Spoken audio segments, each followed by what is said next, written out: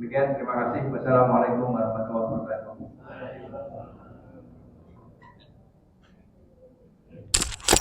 Bismillahirrahmanirrahim. Assalamualaikum warahmatullahi wabarakatuh. Alhamdulillahirabbil alamin ala nikmatillah wassalatu wassalamu ala Rasulillah wa maulana Muhammad sallallahu alaihi wasallam wa ba'd. Alhamdulillah, mari kita bersyukur kepada Allah Subhanahu wa taala ala nikmatillah, atas limpahan nikmat Allah yang begitu luar biasa bagi kita. Dimudahkan urusan, dimudahkan rezeki, diberikan Allah Subhanahu wa taala jasad yang sehat. Begitu pula semoga termasuk hati yang sehat. Karena kalau hati yang sehat, jasadnya baik. Tapi kalau hatinya makan, kalau makanannya itu enak, kita juga bersyukur kepada Allah Subhanahu wa taala. Kalau makanannya pahit, tidak terasa pahit, maka makanan pun juga tidak enak. Dan tadi alhamdulillah kita mendengar ayat alladzina idza asabathum musibah. Apabila kita tertimpa musibah, qalu inna lillahi wa inna ilaihi raji'un. Jadi musibah itu tidak hanya urusan orang yang meninggal, gitu. Tapi kita diuji oleh Allah juga musibah. Termasuk tadi saya berdoa, ya Allah semoga nyampe paling tidak 7:30 kurang dari target mulai jam 7 begitu, karena harus mengganti ban yang bocor terlebih dahulu di perjalanan. Alhamdulillah Allah mudahkan dan sampai di sini dengan selamat beserta keluarga saya, ya, alhamdulillah. Dan ini termasuk nikmat Allah Subhanahu wa taala yang patut kita syukuri. Jadi kalau di dalam tafsir Ibnu Katsir di surah Al-Asr ya sama. Nggih. Wa tawasau bil haqq wa tawasau bis sabr. Di sini Ustadz jelaskan yang wa tawasau bis sabr, yaitu saling nasihat-nasihati di dalam kesabaran. Artinya kalau ada saudara kita yang tertimpa musibah, nggih Bapak Ibu nggih, paling tidak kita itu memotivasi, membantu, okay? Atau ada orang yang sakit kita jenguk. Nah ini di dalam tafsir Ibnu Katsir ringkasannya seperti itu tentang watawasau bis sabr. Maka ini masya Allah kita di sini mengkaji ilmu itu harapannya kita mendapat ridho Allah Subhanahu wa taala, mendapat pahala di sisi Allah. Karena mengkaji ilmu termasuk kita hadir di antara taman-taman surga. Ya, jadi kita semuanya ini kan betul-betul berproses menuju kematian kita.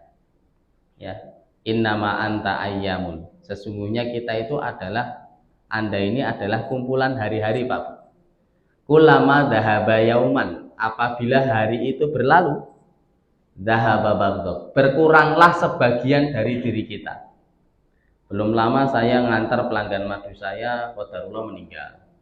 Padahal sebelum Ramadan. Jadi nggak ada yang tahu rahasia umur dari Allah Subhanahu wa taala. Ya. Jadi kita betul-betul perbanyak doa. Allahumma inna nas'aluka husnal khotimah. Kita minta kepada Allah Subhanahu wa taala doa agar nanti diwafatkan itu dalam keadaan husnul khotimah. Bahkan di rakaat terakhir ketika Anda sujud itu, ya, perbanyak doa kepada Allah Subhanahu wa taala. Atau perbanyak doa di waktu-waktu mustajab, ya. Di sepertiga malam, saat turun hujan. Nama mulai Jumat sore, ba'da asar sampai maghrib. Ya, ini termasuk waktu-waktu mustajab berdoa kepada Allah Subhanahu wa taala. Wassalatu wassalamu ala Rasulillah wa maulana Muhammad sallallahu alaihi wasallam. Ya, kita senantiasa istiqomah, moga-moga ya, bersolawat kepada uswah kita Nabiullah Muhammad sallallahu alaihi wasallam. Tidak hanya bersolawat, tapi juga harus mengikuti sunnah. Sunnah Nabi Shallallahu Alaihi Wasallam dari bangun tidur hingga tidur lagi. Atau perkara yang paling sederhana, kita masuk kamar mandi, Allahumma inni a'udzubika minal khubuthi wal khaba'ith, dengan kaki napa Pak Bu? Kiri. Kemudian kita keluar dari kamar mandi dengan kaki kanan, kemudian berdoa ghufronaka, semoga Allah mengampuni. Kan begitu. Kita minta ampunan kepada Allah Subhanahu wa taala. Nah, terus banyak yang bertanya kepada para ulama, Pak, kenapa kok kita keluar kamar mandi dengan kaki kanan, kemudian kita minta ampunan kepada Allah Subhanahu wa taala, itu kenapa? Karena kebanyakan manusia itu tidak bersyukur. Dikasih Allah Subhanahu wa taala nikmat, mohon maaf ya, bisa BAB, bisa pipis. Nah, itu nikmat dari Allah Subhanahu wa taala. Kalau itu nggak bisa, mohon maaf, sakit. Mohon maaf, ada yang mungkin meninggal dunia karena mohon maaf nggak bisa kentut, atau mungkin nggak bisa pipis atau BAB. Jadi nikmat Allah Subhanahu wa taala yang patut kita syukuri. Padahal ini perkara yang sederhana. Maka ketika kita keluar dari kamar mandi, Masya Allah, kita mengucapkan ghufronaka, minta ampun kepada Allah Subhanahu wa taala. Dan ini alhamdulillah matur suwun sudah diberikan kesempatan saya untuk berada di masjid ini yang tidak asing bagi saya, dan alhamdulillah sudah pernah hampir 1 tahun saya tinggal di sini. Kemudian saya setiap pekan itu ada kajian dakwah di Telogosari. Jadwal ke Semarang saya hari Kamis. Jumat pada Jumatan biasanya sudah kondur lagi di Boyolali.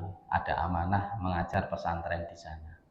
Alhamdulillah Ahad bisa kesini karena besok ada agenda di Jepara. Jadi hari ini saya insya Allah mohon doanya, insya Allah lanjut safar ke Jepara. Jadi semoga dimudahkan urusan ya Pak, mohon doanya ya. Amin. Bapak Ibu para jamaah yang semoga Allah rahmati dan Allah berkahi, untuk materi kali ini sebenarnya sudah ada di YouTube. Ketik saja Muhammad Kholis naik turunnya iman. Itu live kajian Ahad pagi. Ba'da subuh plus sarapan kalau di Boyolali itu. Jadi kalau di Boyolali itu kajian subuh berjamaah, Pak. Jadi itu sudah ada banyak kajian-kajian di sana. Di Ahad pagi ini biar alhamdulillah saya kosong, sengaja kosong karena ingin silaturahim di sini. Di nikmat Allah Subhanahu wa taala. Namanya kita itu berdakwah, ya semuanya ditakdirkan Allah sebenarnya untuk berdakwah, minimal untuk keluarganya. Ku anfusakum wa ahlikum naro. Nggih Bapak Ibu nggih. Pengen kan nanti di akhirat juga ketemu? Tidak hanya Bapak Ibu itu pengennya ketemu di dunia, tapi pengennya juga ketemu di akhirat. Siapa yang nggak pengen?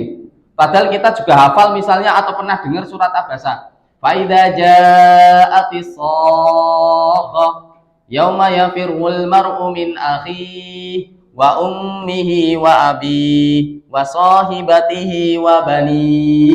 Nanti semuanya di akhirat itu mohon maaf dalam keadaan telanjang tanpa alas kaki. Kemudian Aisyah bertanya kepada Rasul, ya Rasulullah, apakah nanti tidak saling melihat? Urusan di sana itu terlalu besar sehingga tidak ada kesempatan untuk saling lihat, tengok kanan, tengok kiri, atau nyari yang cantik atau tidak cantik. Tidak ada kesempatan seperti itu. Urusannya kita selesai, baru yang kita ingat pertama adalah keluarga terdekat kita bisa jadi, atau istri kita, atau anak kita, atau kedua orang tua kita. Nanti umurnya sama semuanya. Dan nanti kalau dalam ayat tadi wa ummihi wa abi, nanti semuanya tidak peduli, bahasanya lari. Dari ibu bapaknya nanti dululah, wa sahibatihi wa bani, dari istri dan anak-anaknya nanti dulu. Kalau saya sudah lolos, insya Allah masuk jannah, baru tak pikirkan mereka. Paham di sini Bapak Ibu? Jadi nanti nggak ada kesempatan ketika Anda dihisab di akhirat itu, nanti nggak ada kesempatan untuk mikirkan ini dulu, nggak ada kesempatan. Bahasanya kita itu insya Allah memikirkan diri kita sendiri dulu. Baru nanti ada kesempatan untuk mikirkan anak kita, istri kita, suami kita, atau bapak ibu kita. Masya Allah. Nah, ini kita harus berjuang. Maka untuk akhir zaman ini saya sampaikan ya, kalau masih punya anak, masih punya cucu ya, di sini saya sampaikan ada live rekaman juga ya. masukkan anak-anak kita di pondok pesantren. Izin saya sarankan dengan ucapan basmalah, masukkan anak-anak kita ke pondok pesantren. Karena ini pendidikan yang insya Allah akan membantu urusan dunia Anda, di akhirat Anda juga. Kalau ada yang tanya nanti pondok mau jadi apa? Banyak alumni pesantren jadi polisi, jadi dokter, jadi tentara. Banyak Pak G. Banyak. Saya punya murid di Akpol. Saya dulu ngajar Akpol Pak. Kajian Kamis Ba'da Maghrib sampai Isya. Saya ngajar di sana. Ba'da Isya juga lanjut sebentar. Sekarang di Jakarta. Ya, sudah lulus. Pernah saya ajar. Dan saya tanya, dulu sebelum jadi jenengan masuk di Akpol dengan nilai yang bagus dulu dari mana? Saya dari pesantren Ustaz. Masya Allah.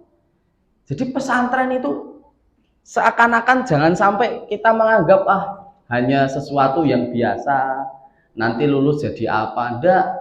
Allah Subhanahu wa taala yang ngatur rezeki kita. Wa yarzuquhu min haitsu la yahtasib. Dari arah manapun yang kita tidak sangka-sangka. Apalagi kita itu takwa kepada Allah Subhanahu wa taala. Wa may yattaqillaha yaj'al lahu makhraja. Loh, dimudahkan urusan.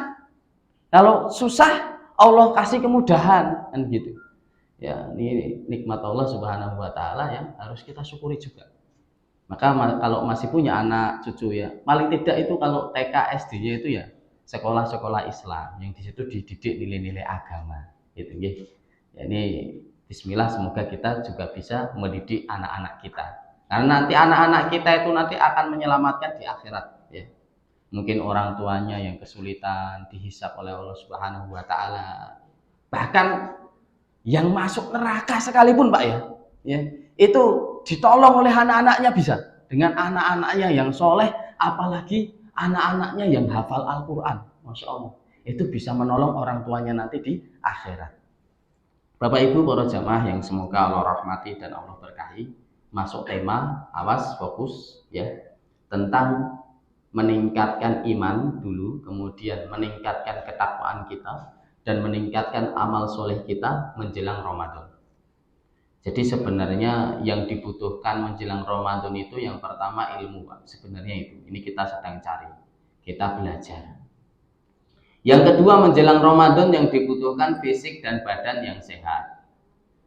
Mulai sekarang perhatikan pola makan, minum kita ya, pola tidur istirahat kita, bahkan olahraga kita. Dan yang ketiga adalah mempersiapkan harta kita. Bahasa saya nanti Ramadan dengan jor-joran. Jor-joran apa Pak? Apa Bu? Sedekah.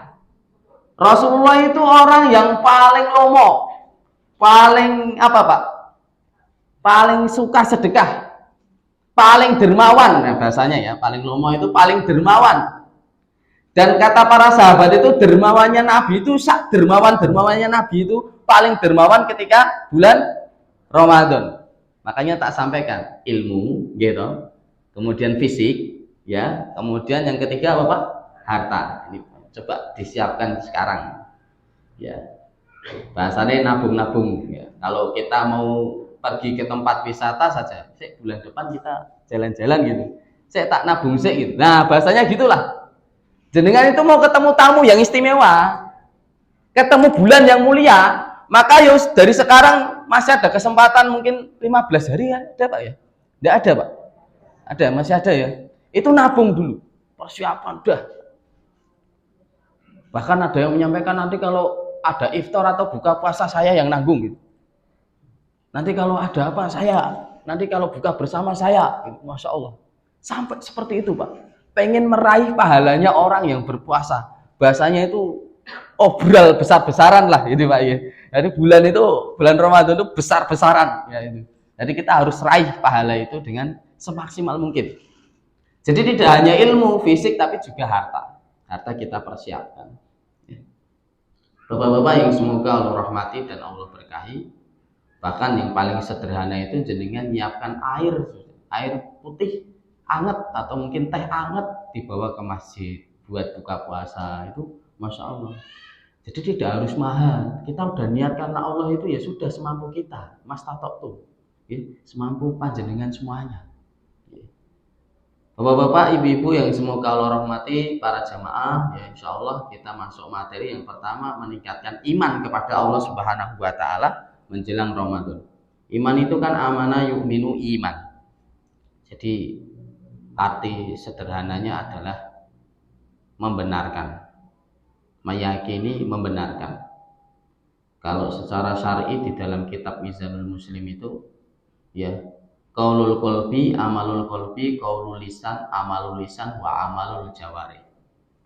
Ucapan hati, amalan hati, ucapan lisan, amalan lisan, dan amalan anggota badan.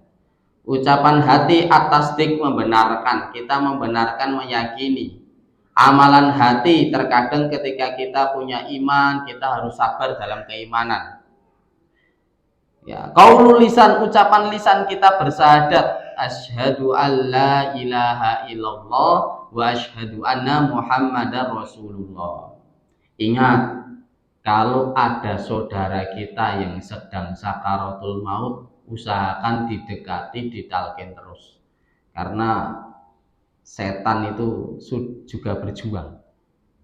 Juga berjuang, jangan sampai ini mayat ini nanti mengucapkan apa? Syahadat. Ya. Miftahul jannah la ilaha illallah. Mereka bangsa jin yang kafir atau para syaitan itu tahu ya, karena mereka duluan diciptakan ya. Maka pentingnya ketika ada orang yang sakaratul maut, kita dekati, kita bimbing la ilaha illallah, la ilaha illallah. Penting. Wa amalul lisan. Apa amalan lisan? Contohnya Bapak Ibu panjenengan zikir, ngaji Quran, itu amalan lisan. Berkata yang baik, itu amalan lisan. Ya. Mengucapkan kalimat thayyibah, itu amalan lisan. Wa amalul jawarih, amalan anggota badan itu contohnya apa ya? Pengajian, datang ke pengajian, sholat, puasa. Ini kita apa ya? Istilahnya sedang melaksanakan amalan anggota badan kita. Ya. Wa amalul jawarih, amalan anggota badan kita. Ya, ini Masya Allah.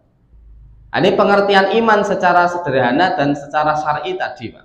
Secara sederhananya, ucapan hati, ucapan lisan, amalan lisan, wa amalul jawarih, dan amalan anggota badan. Nah, kalau ada yang bertanya iman letaknya di mana Bapak Ibu? Di dalam hati seseorang, hati kita. Lah kalau ada yang bertanya apakah iman naik dan turun? Ya, fluktuatif. Iman bisa naik, bisa turun. Rumusnya sederhana Bapak Ibu. Iman naik itu manakala taat, iman turun manakala maksiat kepada Allah Subhanahu wa Ta'ala.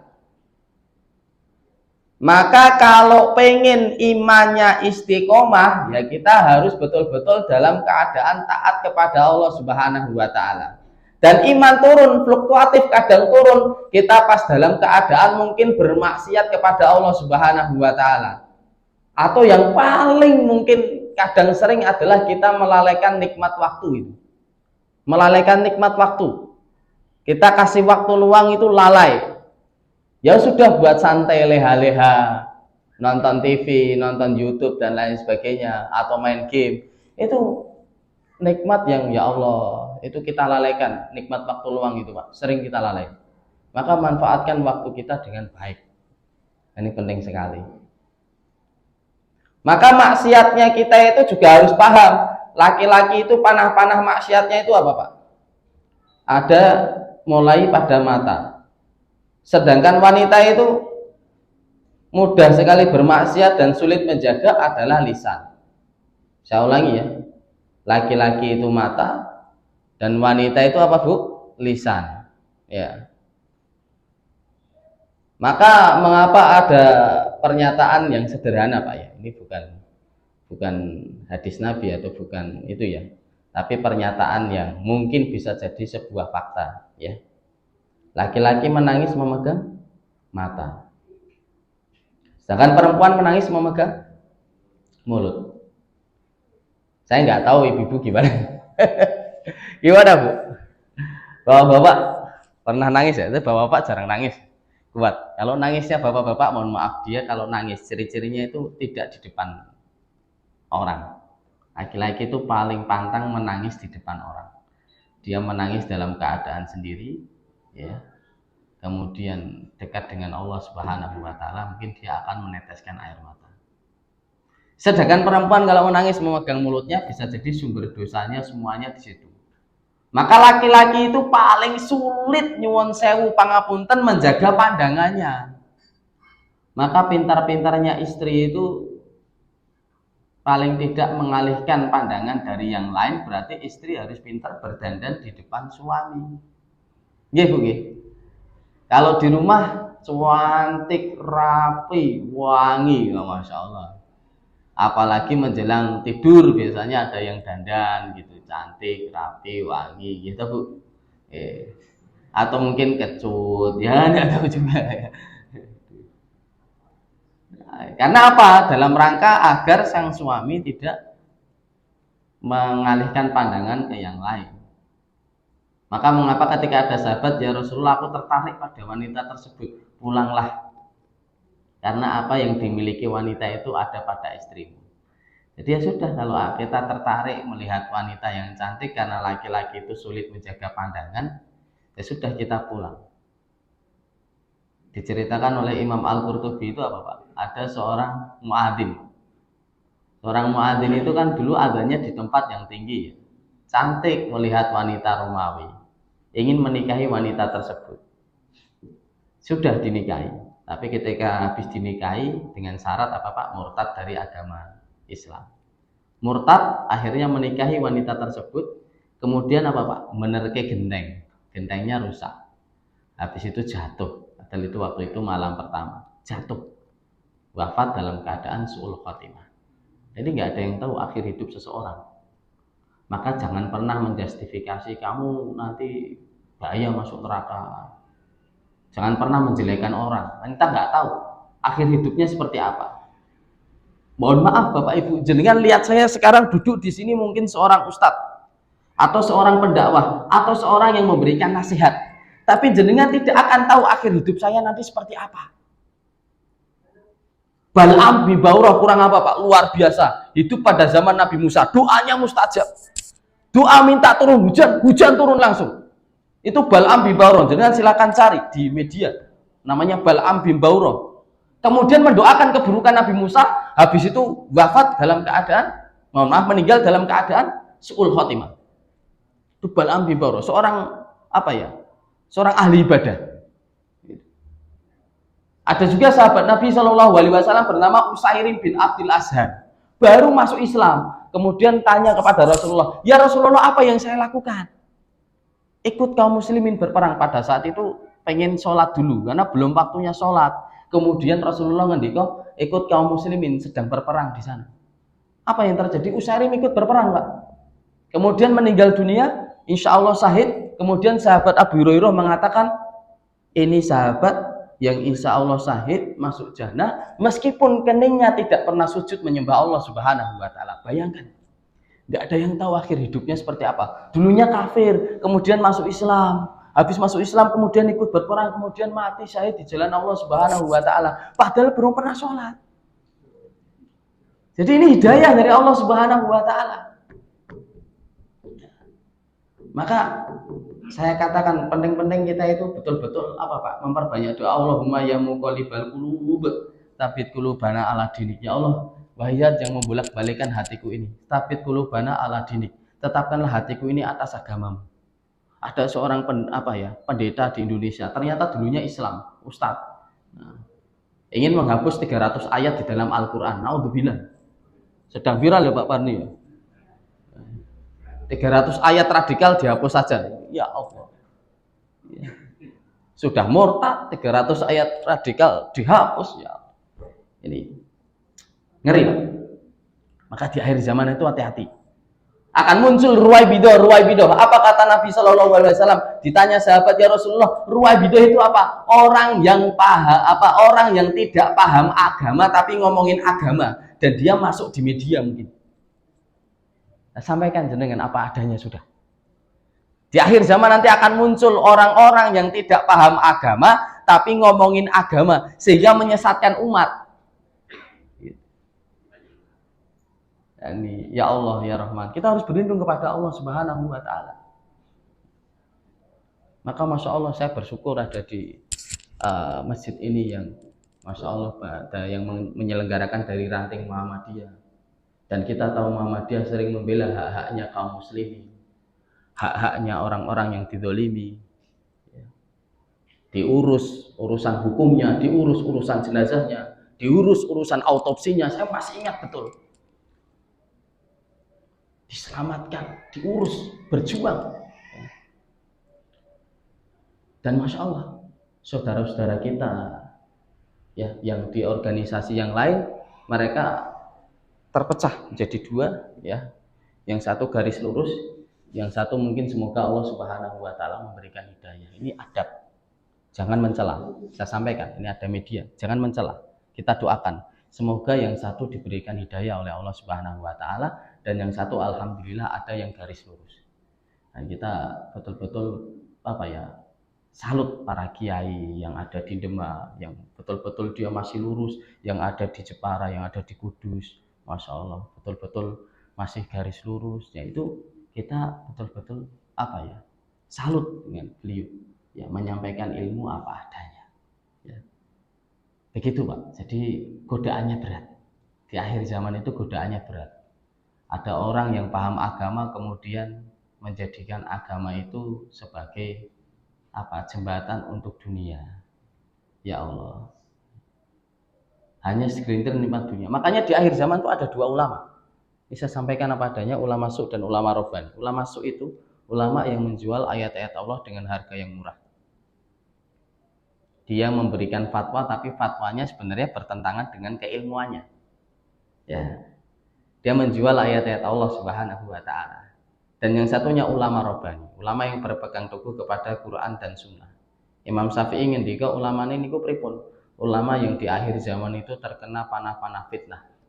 Ulama itu dizalimi, bahkan ulama itu dipenjara dan lain sebagainya karena menyampaikan kebenaran. Maka Masya Allah, mungkin dialah ulama yang istiqomah di jalan Allah Subhanahu wa taala. Maka kita doakan yang baik-baik, doakan untuk bangsa ini ya, semoga negeri ini segera membaik, bangsa ini segera membaik, ya ekonominya juga membaik, terutama pemimpin-pemimpinnya juga bertobat kepada Allah Subhanahu wa taala, kemudian menjadi pemimpin yang baik, ya. Pemimpin yang amanah. Saya ingat Pak, keturunan Umar Pak. Umar bin Abdul Aziz ya. Umar bin Abdul Aziz itu keturunan Umar bin Khattab. Salah satu pemimpin yang bingung nyari orang itu zakat. Karena zakat semuanya, yang berhak menerima zakat itu bingung siapa. Akhirnya ternyata ketahuan yang berhak menerima zakat siapa Pak? Umar bin Abdul Aziz sendiri. Khalifah yang lurus. Ada anaknya itu pengen laporan urusan rumah Pak. Lampu yang dari dulu kan lampunya sederhana ya, itu dimatikan. Loh Pak, kok dimatikan kenapa? Karena Anda membicarakan bukan urusan negara. Yang Anda bicarakan itu urusan keluarga. Kalau urusan keluarga Anda datang di kantor anakku, maka lampu ini fasilitas negara akan saya matikan terlebih dahulu. Saking takutnya. Loh bahkan ketika diberi jabatan itu Pak ya, diberi jabatan. Umar bin Abdul Aziz apa yang dikatakan pertama kali? Innalillahi wa inna ilaihi rajiun. Ini musibah. Urusan di akhirat nanti berat. Lah wong yang bapak kepala keluarga aja dimintai pertanggungjawaban. Apalagi ketua ranting misalnya. Aduh, ketua Ketua cabang. Ya aduh Masya Allah. Itu dimintai pertanggungjawaban di sisi Allah Subhanahu wa taala. Ini saya sampaikan apa adanya. Seorang ayah nanti dimintai pertanggungjawaban. Apalagi di organisasi, di masyarakat, ngurus umat, ngurus masyarakat, RT mungkin, ketua RW, atau mungkin ketua ranting atau ketua organisasi apa, itu semuanya akan dimintai pertanggungjawaban di hadapan Allah Subhanahu wa taala. Anda harus amanah. Ya, berat menjaga amanah itu. Maka apa yang dikatakan pertama kali Umar bin Abdul Aziz, innalillahi wa inna ilaihi rajiun. Musibah. Ujian. Musibah bisa berupa ujian. Ya. Bapak Ibu yang semoga Allah rahmati, ini baru tadi pengertian iman. Iman bisa naik turun ya. Tadi iman turun manakala bermaksiat kepada Allah Subhanahu wa taala. Maka jangan sampai kita bermaksiat. Bapak-bapak ibu-ibu yang semoga Allah rahmati, maka pinter-pinternya bapak-bapak ibu-ibu juga menjaga keharmonisan rumah tangganya. Saling mendukung lah. Urusan akhirat itu saling mendukung. Insya Allah barokah. Masuk yang ketiga Pak Bu, tingkatan iman. Monggo disimak sebentar. Tingkatan iman, nanti kalau ada yang tanya monggo. Tingkatan iman itu ada 3. Al-iman aslul iman, yang pertama ya. Tingkatan yang paling rendah disebut dengan aslul iman, Pak. Iman ala kadarnya. Orangnya disebut muslim nanging fasik. Muslim tapi fasik. Ya. Muslim tapi tidak puasa Ramadan mungkin ada juga. Muslim tapi tidak sholat mungkin ada, Bapak Ibu? Ada. Muslim sholat masjid abot. Alasannya nanti. Padahal bukan jarak yang menyebabkan berat. Karena hatinya yang jauh dari Allah. Saya sampaikan apa adanya. Bukan jarak orang itu ke masjid yang menyebabkan dia itu berat datang ke masjid. Tapi hatinya itu jauh dari Allah Subhanahu wa ta'ala. Sehingga hati ini merasa berat. Pengen datang ke masjid itu merasa berat. Ya, jadi muslim fasik. Atau aslul iman ini yang kedua Pak, di dalam kitabnya tak ringkas ya. Itu ternyata seorang mu'alaf yang baru masuk Islam, itu masih imannya itu ala kadarnya atau aslul iman. Nah kalau muslim fasik nih Pak yang suka berbuat dosa besar kemudian dia meninggal dunia, tapi meninggal dunia kan dalam keadaan muslim, dimakamkan juga posisi muslim ya, bisa jadi nanti dia mencicipi yang namanya apa Pak? Neraka. Tapi tidak kekal. Sebentar saya sampaikan, ini akidah loh. Orang muslim yang fasik bisa jadi masuk neraka, tapi kelebihannya apa? Karena dia seorang muslim, dia tidak kekal di dalam neraka. Beda dengan kafir maupun munafik. Fi nari jahannam khalidina fiha abada. Kekal di dalamnya. Tapi kalau muslim tidak. Ini kelebihan umat Rasul Muhammad SAW. Umat yang nanti masuk jannah dulu. Sebelum umat-umat yang lain. Nabi yang nanti membuka pintu jannah dulu. Sebelum nabi yang lainnya. Dan Rasulullah itu orang yang paling sibuk di akhirat. Mondar-mandir ngurus umatnya. Saking cintanya Nabi kepada umatnya. Ya Rasulullah, kok kita sekarang mau mengikuti sunnah kok berat ini? Kita dipertanyakan cinta kita kepada Nabi kita. Katanya ngaku cinta Nabi, nggak pernah sholawat. Katanya ngaku cinta Nabi, malah menjelekkan sunnah. Gitu. Belum lama ada yang menghukum orang yang memelihara jenggot. Ya Allah, katanya ngaku cinta Nabi. Ya, mana? Anda ngamalkan sunnah atau tidak? Begitu. Ya, selisihlah orang-orang Yahudi itu. Orang Yahudi itu memelihara apa Pak? Kumis, tapi tidak memanjangkan jenggot. Mungkin-mungkin ada kesinggung, tidak ada Pak ya. Insya Allah ya. Maksudnya yang penting jenggotnya enten gitu loh. Yang penting rakyat sitik kan gitu ya. Ya memelihara jenggot. Dan nyuwun sewu ibu-ibu itu silakan tanya apa adanya lah Bu. Bu kalau ada bapak atau suaminya itu kalau punya jenggot kan kelihatan laki gitu ya Bu ya. Laki. Karena sunnah nanti. Tapi yo jangan sampai ada yang jenggotnya cukuran lah Pak.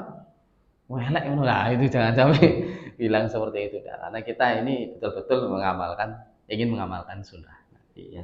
Meskipun sedikit ya Pak. Cukur lah. Kalau kepanjangan cukur enggak apa-apa. Dirapikan boleh. Yang enggak boleh itu menghabisi. Habis. Ya itu ya kita enggak apa-apa namanya sunnah ya. Silakan diamalkan dapat pahala. Enggak yuk. Semoga tidak termasuk kita orang-orang yang berdosa. Karena kita ingin menyelesaikan orang-orang Yahudi dan Nasrani. Bapak-bapak, ibu-ibu yang semoga Allah rahmati. Tadi sampai mana Pak? Aslul iman ya, atau iman ala kadarnya. Ya. Jadi dia akan masuk neraka meskipun tidak kekal. Penghuni neraka jahanam. Walaqad tadarokna li jahannam katsiran minal jinni wal ins. Ya, tapi jangan sampai Pak. Saya sampaikan, kalau ada yang imannya mungkin Anda lihat ala kadarnya, atau dia mungkin tidak sholat, besok puasa Ramadan dia tidak puasa Ramadan, ya sampaikan hati-hati, semoga tidak masuk neraka. Bertobatlah kepada Allah Subhanahu wa ta'ala. Meskipun di neraka itu tidak selamanya dan hanya sementara, tapi kita betul-betul berdoa kepada Allah itu jangan sampai masuk neraka, ngeri. Walaqad dara'na li jahannam katsiran minal jinni wal ins. Surat Al-A'raf ayat 179 ya, kiri atas itu Allah Subhanahu wa taala berfirman ngoten niku. Dan sungguh akan kami isi neraka jahanam itu katsira kebanyakan minal jinni wal ins, dari golongan jin dan manusia. Loh, jin juga ada di neraka, ada jin kafir yang menyesatkan manusia itu, keturunan iblis laknatullah alaih ya. Iblis minta pertanggungan waktu nanti sampai hari kiamat, dia nggak mati. Nanti matinya setelah kiamat. Tapi anak-anaknya, bala tentaranya iblis itu ya bisa mati. Iblis yang menyesatkan manusia. Mengapa kok jin yang duluan disebutkan oleh Allah Subhanahu wa taala, bukan manusia dulu? Karena jin yang duluan diciptakan oleh Allah Subhanahu wa taala. Ciri-cirinya pripun? Lahum qulubul la yafqahuna biha. Punya hati tapi tidak memahami. Lahum qulubul la yafqahuna biha. Punya hati enggak memahami. Artinya di sini kalau turun perintah Allah, dia enggak mau mengikuti. Suruh pakai jilbab enggak pakai jilbab, alasannya panas. Suruh sholat enggak sholat. Suruh puasa enggak puasa. Suruh zakat enggak bayar zakat. Walahum a'yunun la yubsiruna biha. Punya mata tidak untuk melihat tanda-tanda kekuasaan Allah Subhanahu wa taala. Punya mata untuk bermaksiat kepada Allah Subhanahu wa taala. Walahum a'dzanun la yasma'una biha. Punya telinga, tidak pernah mendengar ayat-ayat Allah Subhanahu wa taala. Itu sudah enggak punya rasa malu karena dia bermaksiat di depan umum itu dia enggak malu. Nah, malunya hilang. Ya. Ulaika kal an'am, mereka itu seperti hewan. Mohon maaf diibaratkan seperti itu, Pak. Balhum adol. Bahasanya kasar ini. Balhum adol. Bahasanya itu lebih, kalau kasarnya itu lebih rendah dari hewan. Jadi mereka itu seperti hewan, manusia yang seperti itu koyo kewan. Balhum adol. Paham maksud saya, Pak ya? Lebih rendah dari hewan. Ulaika humul ghafilun. Mereka itulah orang-orang yang lalai. Karena hewan itu kan tidak punya akal. Jadi kalau ada orang yang terang-terangan bermaksiat ya imannya itu kemudian ala kadarnya, itu terang-terangan bermaksiat dia nggak malu, yaitu balhum adol, lebih rendah dari hewan. Ulaika humul ghafilun. Mereka itulah orang-orang yang lalai. Loh, sekarang kan zamannya media, Pak. Di YouTube itu kan banyak orang-orang yang bermaksiat tapi bangga. Ya. Bangga minum, bangga mohon maaf ya, pesta-pesta dan lain sebagainya, mohon maaf, bangga berzina ya. Naudzubillah. Jangan sampai nggih Bapak Ibu nggih. Dibangga di TikTok, bangga dengan joget-joget seperti itu ya. Atau di aplikasi apa yang kira-kira dilihat orang banyak gitu. Ingin cari sensasi, padahal mereka lupa 100 orang yang melihat Anda tanpa menutup aurat, itu 100 Anda tanggung dosanya. Saya ulangi Bapak Ibu, 100 orang yang melihat Anda bermaksiat dan Anda bangga, dan 100 itu Anda tanggung dosanya. Ngeri ya Pak ya?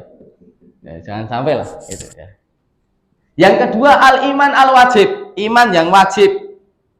Iman yang wajib itu orangnya mukmin. Tadi yang pertama muslim, yang kedua mukmin. Ciri-cirinya bagaimana? Menjalankan perintah Allah dan menjauhi al-kabair, dosa-dosa besar. Insya Allah kita ini paling tidak ini ya. Ya Pak ya, Bu. Ya, mungkin ya Bu. Ya. Yang terakhir paling tinggi, masya Allah.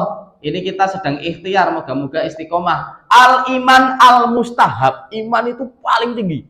Sudah menjalankan perintah Allah, menjauhi dosa-dosa besar, plus menjalankan sunnah Rasulullah Muhammad SAW. Sudah puasa Ramadan, puasa sunnah 6 hari di bulan Syawal. Kan ngoten niku ciri-cirine kan? Ya, orangnya disebut muhsin. Pertama apa? Muslim. Naik tingkat 2, mukmin. Naik tingkat paling tinggi, muhsin. Sudah menjalankan perintah Allah, menjauhi dosa-dosa besar, plus menjalankan sunnah Rasulullah Muhammad SAW. Yang sudah terbiasa puasa sunnah, silahkan puasa sunnah sampai Sya'ban selesai. Yang tidak biasa puasa sunnah, kemarin saya ngaji kitab fikih itu, yang nggak biasa puasa sunnah ya, lebih baik berbuka. Ya, lebih baik berbuka artinya di sini silahkan Anda makan sampai Ramadan datang. Lebih baik berbuka. Tapi kalau yang sudah punya kebiasaan puasa sunnah, silahkan Anda puasa sunnah terus sampai di bulan Sya'ban ini selesai.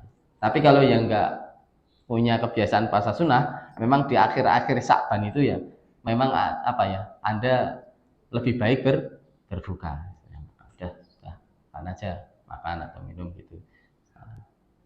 Dan usahakan sahur ya, karena sahur itu ada barokah, minimal seteguk air putih ya. Usahakan kalau pagi sahur gitu ya. Siapkan sahur. Kalau di kampung menarik Pak, ini cerita ya. Sesuai poso Ramadan ini begini tuh. Ibu-ibu olah-olah sing enak lah pokoknya. Ya, karena besok puasa pertama kan, biar sahurnya semangat gitu ya.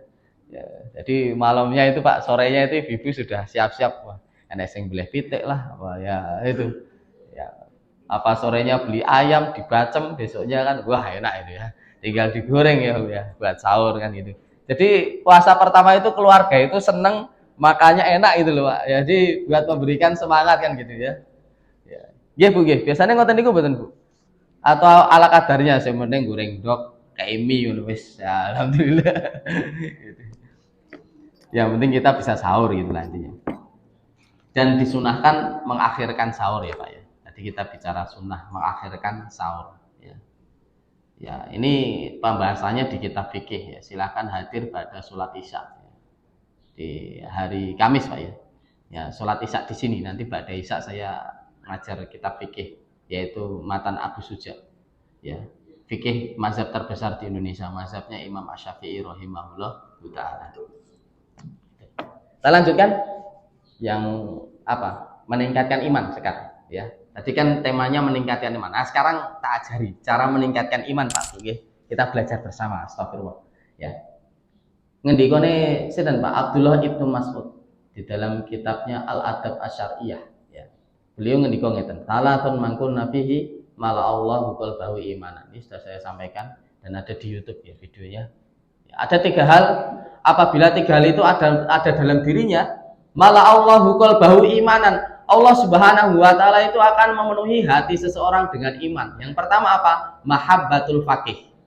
Mencintai orang-orang yang faqih. Siapa orang faqih itu? Mereka yang paham agama.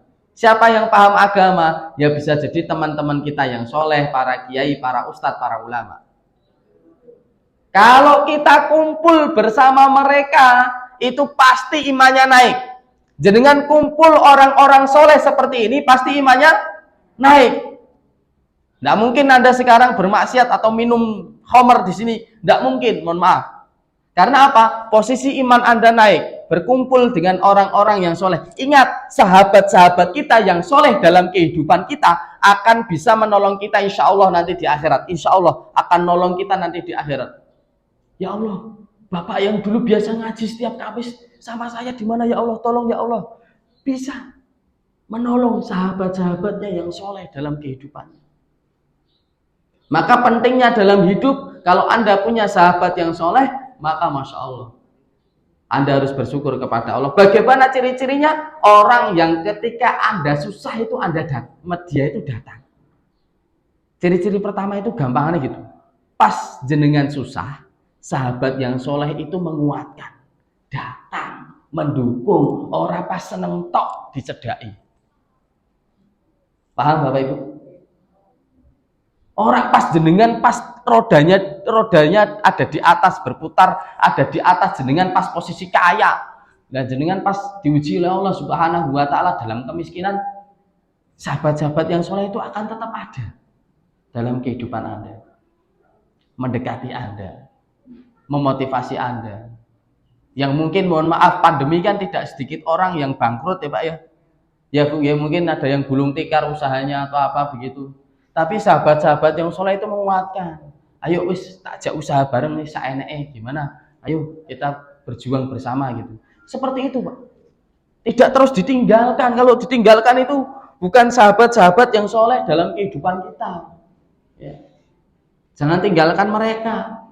Mereka yang belajar agama bareng, puasa bareng, buka bersama bareng, kajian bareng, pengajian bareng, datang pengajian diampiri, kemudian pas jenengan susah kok dia lari. Nah itu bukan sahabat yang soleh. Paham Bapak Ibu? Nah, harusnya kan dia bersama-sama terus dalam suka maupun duka. Yang kedua, watilawatil Quran. Orang pengen imannya naik menjelang bulan suci Ramadan itu ya sibuk dengan bacaan Al-Quran, ngaji, baca Quran, minimal 1 ayat, syukur-syukur 1 halaman. Kalau tidak 1 halaman, one day one juice, itu luar biasa, lebih tinggi lagi. Kalau tidak bisa 1 ayat, paling rendah minimal Anda itu beristighfar kepada Allah. Nah, 1 ayat itu nggak sanggup baca, apalagi jenengan itu nggak bisa baca Quran, itu mau ngambil di rak itu malas. Anda harus beristighfar kepada Allah, bisa jadi hati Anda itu dalam keadaan kotor. Ya. Ternyata setelah saya kaji ilmunya itu, Masya Allah Pak, di bulan Sa'ban itu para ulama Pak menyibukkan dirinya dekat dengan Al-Quran. Di bulan Sa'ban ini Mas ya, semuanya Bapak Ibu, itu mereka itu menyibukkan dirinya dekat dengan Quran. Jadi pas start pertama Ramadan, masuk pada maghrib, sudah mulai masuk Ramadan, baca Qurannya semangat.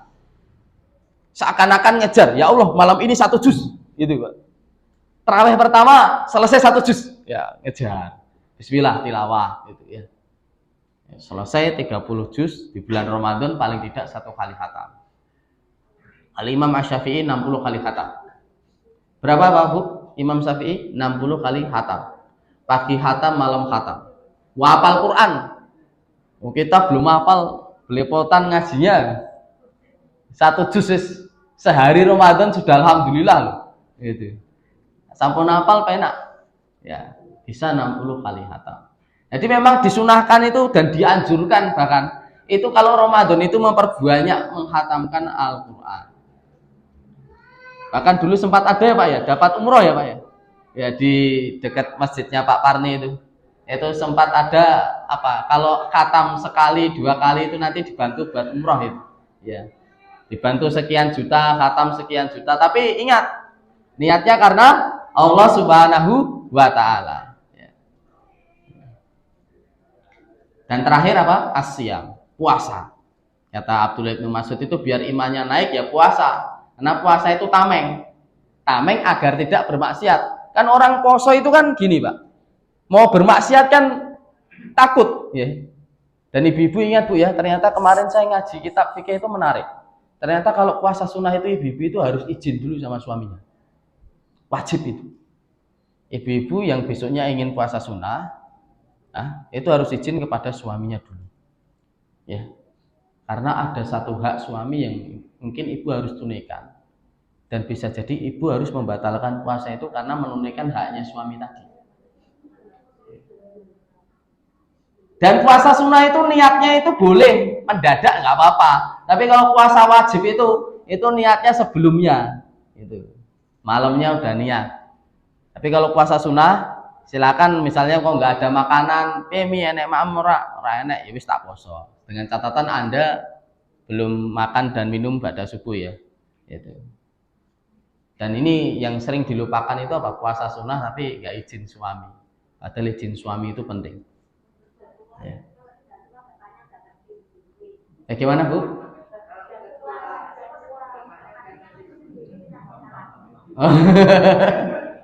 Kalau udah tua ya Bu ya wis dah saya izinnya. Tapi tetap izin apa adabnya ya. Ya. Ya. Nah ini ya. Ya Bapak Ibu ya. Ya ada juga ya, nyuwun sewu kemarin ada cerita itu malah Ramadan Pak. Ba'da subuh itu suaminya nyuwun ibadah, ya sudah batal. Enggak tahu padahal. Oh enggak tahu kafaratnya ya, ngeri Pak ya. Padahal di bulan Ramadan. Apa itu kafaratnya? Memerdekakan budak yang pertama. Enggak ada Bu ya budak ya? Enggak ada. Yang kedua, puasa 60 hari berturut-turut tanpa bolong. Kalau Anda mohon maaf berjima di bulan suci Ramadan di siang hari, itu kafarat yang kedua. Nah kalau bolong Ustaz, ngulangi lagi. Misalnya dapat 10 bolong, ngulangi dari awal Pak. 60 hari berturut-turut tanpa bolong. Wabot makanya dijaga ini ya. Nah nanti tahanlah, sampai nanti malam kan ada ukilalakum mulai atas siyam mirfatu ila nisaikum. Nak bengi gak popoan gitu ya. Terus yang ketiga, kalau nggak kuat Pak, 60 hari berturut-turut puasa memang nyuwun sewu nggih. Ini nggak boleh tabu. Memang syahwat laki-laki beda-beda. Ada yang apa ya istilahnya kalau nggak seperti itu pegel-pegel semua badannya sehingga dia 60 hari itu nggak kuat berturut-turut, Bu. Maka ini yang ketiga itu memberi makan 60 orang miskin. Satu mut sehari, satu mut itu 60 orang miskin ya. Satu orangnya satu mut. Kira-kira 600 gram, Pak. Makanan pokok penduduk setempat. Paham ya, Bu? Kafaratnya orang yang berjima di bulan suci Ramadan. Memberi makan 60 orang miskin, ya. Kalau yang dulu pernah melakukan atau pernah dengar, ya silahkan sampaikan yang paling gampang. 60 orang miskin kasih makan, itu penduduk setempat. Itu setara 600 gram, itu makanan pokok penduduk setempat ya. Silahkan mau mentah, mau itu apa Pak? Masak ya, mentah Pak. 600 gram ya Kak. Beras berarti Pak ya. Beras saja ya berarti paling gampang ya, seperti itulah. Makanan pokok penduduk setempat ya, beras. Wallahu alam ya. Itu tadi tentang meningkatkan iman di bulan menjelang bulan suci Ramadan. Monggo yang mau tanya silahkan. Jadi intinya meningkatkan iman itu ada 3 tadi Pak ya. Asyam, kemudian tilawah, kumpul dengan orang soleh, dan jenengan mungkin ada yang baru tahu ada tingkatan iman ya. Ya tingkatan iman ada 3 ya. Muslim, mukmin, apa? Muhsin ya. Senantiasa apa ya? Aslul iman ala kadarnya, iman yang wajib, mukmin, dan al-iman al-mustahab, ya iman yang paling tinggi, yaitu orangnya disebut muhsin ya. Yang kedua meningkatkan apa Pak? Meningkatkan iman sampun, meningkatkan apa? Amal soleh, meningkatkan takwa dan amal soleh. Ini takwa dan amal soleh ini luar biasa. Orang takwa itu yang menjalankan perintah Allah dan menjauhi larangan-larangan Allah Subhanahu wa Ta'ala. Dan takwa itu ya dia takut kepada Allah Subhanahu wa Ta'ala, tidak takut kepada selain Allah Subhanahu wa Ta'ala, tapi dia hanya takut mohon ampun hanya kepada Allah Subhanahu wa Ta'ala. Dan ada satu kalimat Imam Hasan Al-Basri menarik. Aku tahu amalku tidak mungkin dilakukan orang lain, maka aku sibukkan diriku untuk beramal. Aku tahu apa? Maut paling dekat denganku, maka aku siapkan diriku berjumpa dengan Rabbku. Nah, ini perkataan Al-Imam Hasan Al-Basri rahimahullahu ta'ala. Jadi motivasi beramalnya seorang muslim itu ya mempersiapkan bekal setelah mati ya, karena maut datang kapan saja. Sesuatu yang paling dekat dengan kita, dan kadang kita itu tidak tahu, mungkin kita sekarang sehat tiba-tiba tidak ada, kita juga tidak tahu. Bahkan pengennya kita apa Pak Bu? Kita itu wafat dalam keadaan sedang beribadah kepada Allah Subhanahu wa Ta'ala. Panjenengan wafat pengen dalam keadaan berjuang di jalan Allah Subhanahu wa Ta'ala. Silahkan berdoa, boleh, tapi ingat Allah yang mengabulkan doa. Khalid bin Walid itu kurang apa doanya Pak? Minta mati di medan perang, syahid di medan perang. Tapi apa yang terjadi Bu, Pak? Khalid bin Walid meninggal di atas tempat tidur, di atas kasur, sampai mau nangis. Kemudian berkata kepada sahabatku, aku seperti ini, padahal banyak perang yang sudah aku lalui. Apa yang dikatakan sahabat Nabi itu Pak? Kalau Anda meninggal syahid di medan perang, lalu yang dikatakan Rasulullah nanti akan menjadi apa? Hinaan kepada Nabi, karena engkau disebutkan Nabi itu Saifullah al-Mashhul. Apa sebutan Khalid Pak? Saifullah al-Mashhul, pedang Allah yang terhunus. Berarti yang berhak mematikan Khalid ya Allah Subhanahu wa Ta'ala sendiri. Berarti rata-rata perang yang diikuti Khalid bin Walid itu selalu menang, minimal seri. Menang terus Pak itu. Sampai di zamannya Umar itu kan dicopot, diganti. Karena apa? Ketika mau perang, yang mimpin Khalid sahabat sudah seneng sih. Wah, engkau menang, yo makat. Ya itu. Kayak gitu, Pak.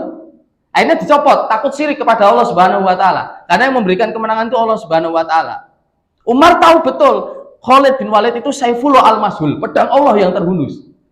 Ya, dan hanya yang memanfaatkan itu hanya Allah Subhanahu wa Ta'ala. Sehingga Khalid bin Walid itu meninggal di atas kasur. Bayangkan Pak, perang lawan Romawi. Ya, 100.000 melawan berapa ribu pasukan itu.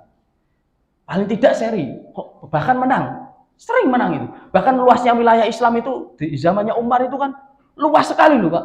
Hampir 2/3 bumi loh. Itu luasnya wilayah kaum muslimin. Dan dulu ternyata saya kemarin belum lama lihat, ternyata dulu itu kerajaan Melayu sini itu. Indonesia, Malaysia, Brunei Darussalam dan Singapura.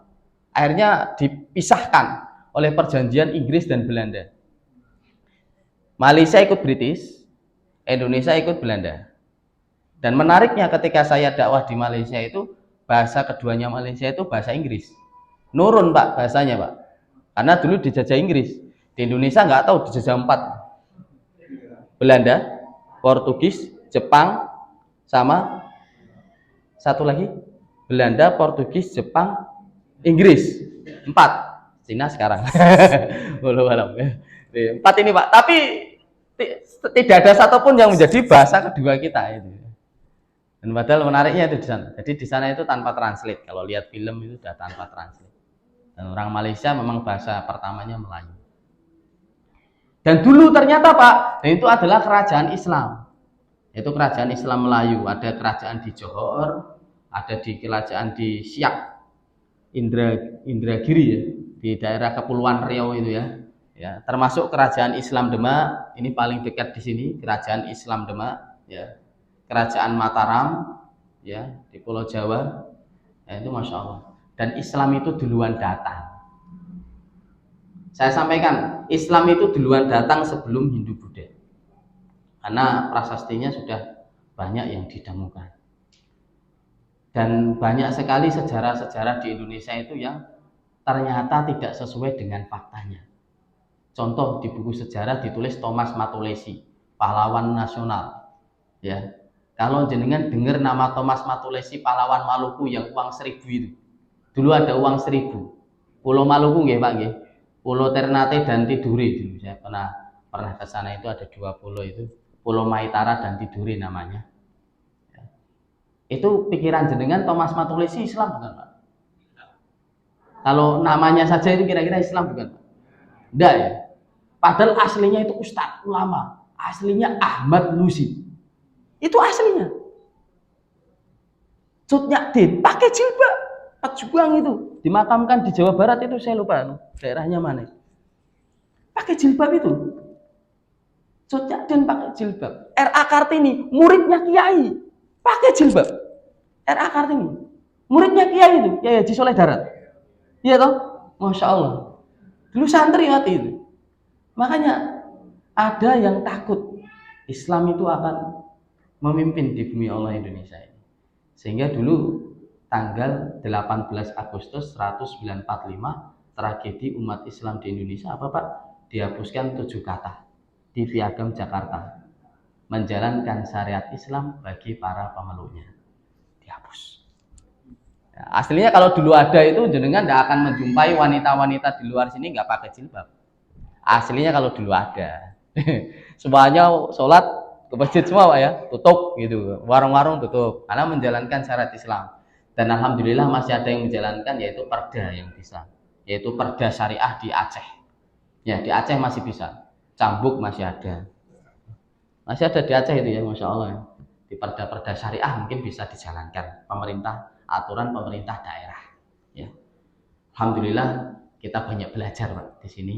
Siapkan diri kita menjelang Ramadan ya, banyak berbekal ya, terutama berbekal iman kita, berbekal amal kita, berbekal takwa kita kepada Allah Subhanahu wa taala, dan insya Allah jangan lupa belajar ilmu tentang fikih ya Pak ya, fikih saum ini pesan saya. Dan semoga paling tidak itu ngajinya di sini itu jangan ngaji tematik Pak, kalau boleh saya pesan. Itu kalau bisa itu ada satu ustadz yang khusus bahas kitab. Misalnya Matan Safinatun Najah dari awal sampai akhir.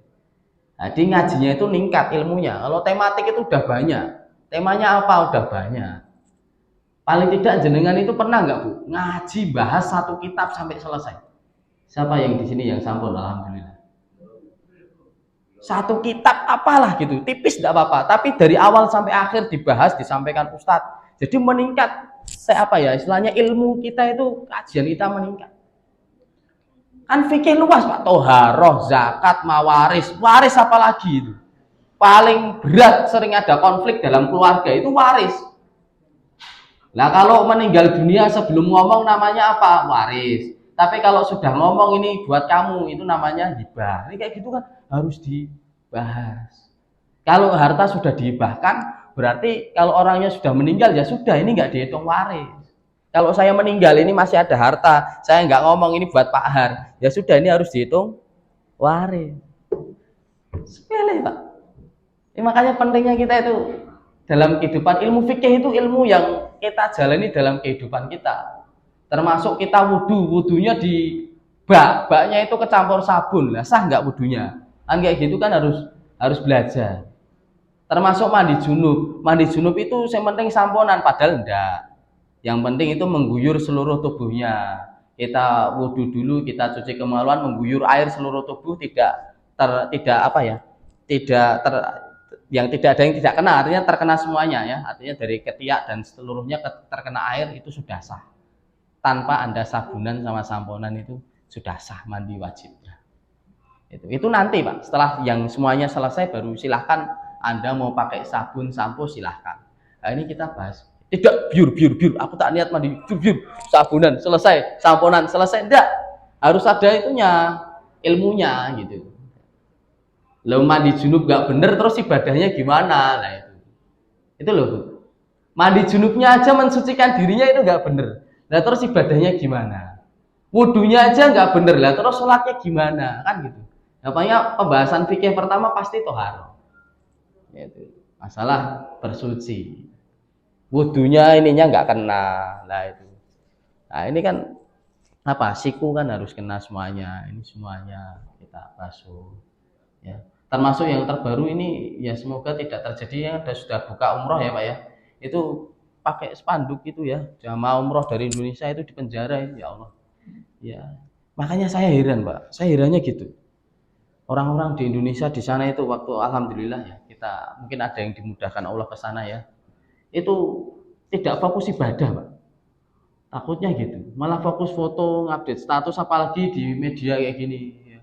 Siapa yang nitip doa ayo gitu ya, itu yang gitu ya Allah jangan sampai lah gitu. Udah fokus ibadah, syukur HP tinggal di hotel selesai, kita fokus ibadah, zikir apa gitu. Kalau misal HP itu dibawa ya sudah dimatikan atau di silent, nggak usah dibuat istilahnya buat beban. Kita di sana ibadah sudah nikmat gitu. Maka semoga yang istilahnya yang belum ke sana dimudahkan ke sana dengan istilahnya Allah itu kasih rezeki dari arah yang tidak disangka-sangka gitu. Bahkan di Manat Logosari ini ada ya Pak ya, yang di Panti Asuhan itu yang kadang sholat di sana itu dulu ngelap kaca di Romani Pak, ngelap kaca itu kemudian dihajikan ya, cleaning service lah bahasa saya ya. Pak siapa saya lupa itu, kemudian dihajikan ya, memotivasi saya dan lain sebagainya. Kalau ketemu ya saya dengarkan, adabnya seorang muslim itu ya mendengarkan cerita itu, kita dengarkan. Oh nggih Pak, oh masya Allah Pak, nggih masya Allah gitu ya, kita jaga adab gitu ya. Ya doakan saya Pak bisa ke sana ya Pak gitu. Jadi insya Allah beliau motivasi saya bahwa Allah Subhanahu wa Ta'ala itu akan memberikan rezekinya dari arah yang tidak disangka-sangka.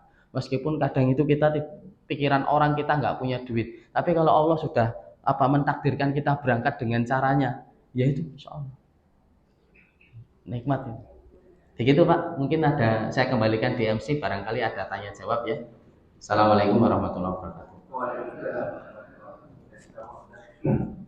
Waktu barangkali ada yang mau ditanyakan mengenai tadi materi yang disampaikan atau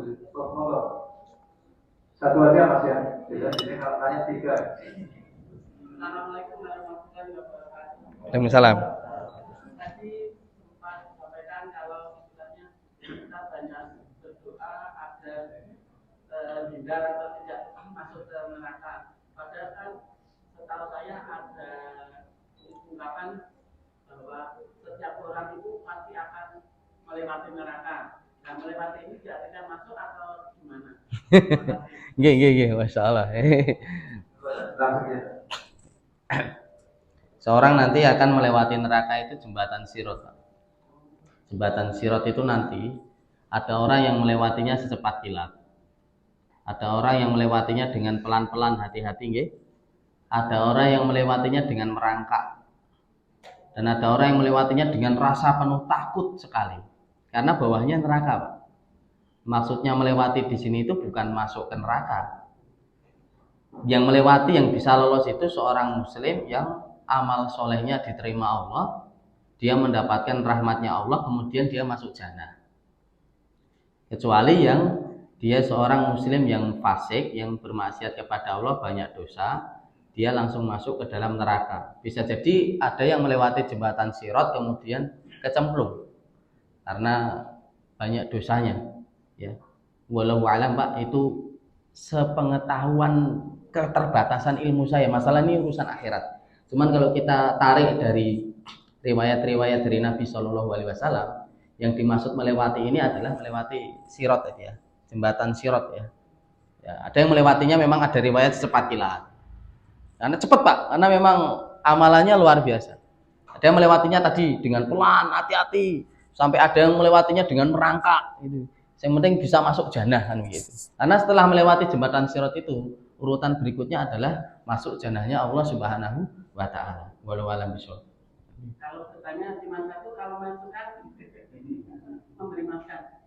Tapi ya ada pertanyaan juga. Tadi Bapak menyampaikan terkait harta sebelum dia meninggal. Kalau yang diucapkan untuk diberikan itu namanya hibah atau wasiat? Hibah. Oh, bukan wasiat ya? Kalau wasiat juga bisa. Kalau hibah itu kan diberikan juga, wasiat juga. Berwasiat, kalau wasiat kan nulis. Paham ya? Wasiat itu ditulis. Mungkin ditaruh di dompet, mohon maaf, atau ditaruh di tempat yang dimana itu kalau ketika kita meninggal itu ada yang membaca. Berarti kebanyakan wasiat itu kan ketika kita meninggal baru tahu, Pak, itu ada wasiat. Itu loh, mohon maaf ya. Tapi kalau hibah kan enggak. Ya, HP saya hibahkan ke jenengan. Posisi saya masih hidup, ini hibah.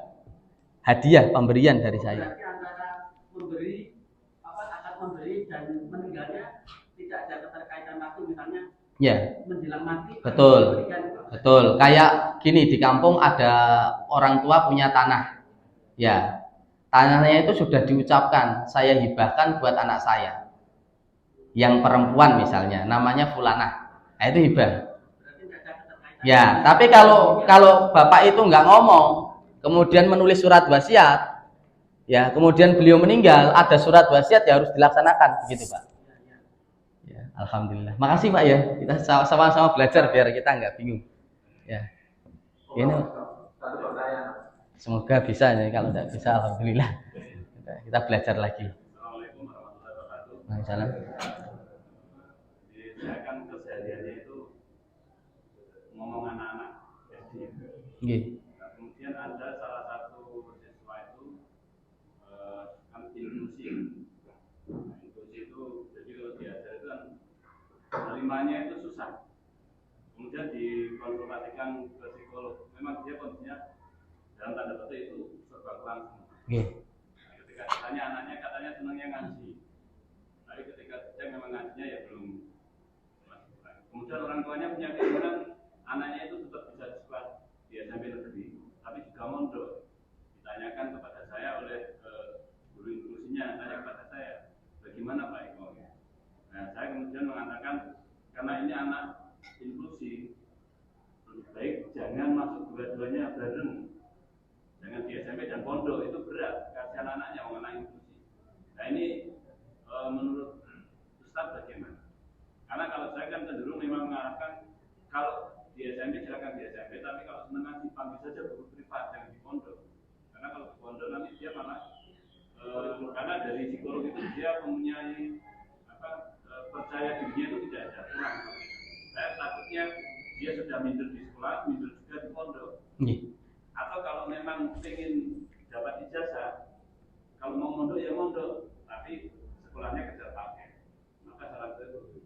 Nah, menurut Ustaz bagaimana harusnya? Oh, ini minta saran, Pak, ya. Tak kira bertanya. Nggih, betul.